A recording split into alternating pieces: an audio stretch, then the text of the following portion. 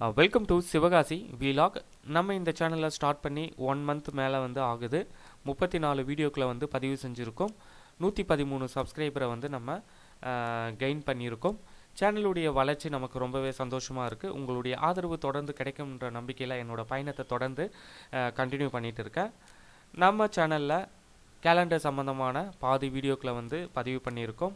அடுத்து பிரிண்டிங் சம்மந்தமான வீடியோக்கள், மேட்ச் பாக்ஸ் சேஃப்டி மேட்சஸ் பற்றின வீடியோக்களையும் வந்து பதிவு பண்ணியிருக்கோம். அடுத்து சிவகாசியுடைய ஒரு முக்கியமான அடையாளமான பட்டாசு சம்மந்தமான வீடியோக்களை வந்து நீங்கள் எதிர்பார்க்கலாம்.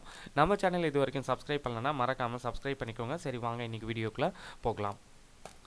சிவகாசி அப்படின்னாலே 3 விஷயங்கள். அதில் முக்கியமானது பட்டாசு தொழில், அடுத்து வந்து அச்சு தொழில், தீப்பெட்டி உற்பத்தி. இந்த மாதிரி நம்ம சொல்லிகிட்டே போகலாம்.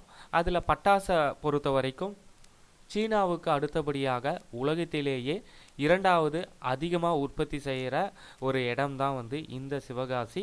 ஒரு ஊர் ஒரு நாட்டையே வந்து எதிர்த்து போட்டி போட்டு வேலை செஞ்சுட்டு இருக்கிறது வந்து நமக்கெல்லாம் வந்து ஒரு பெருமையான விஷயம்தான் அப்படின்னு தான் வந்து சொல்லணும்.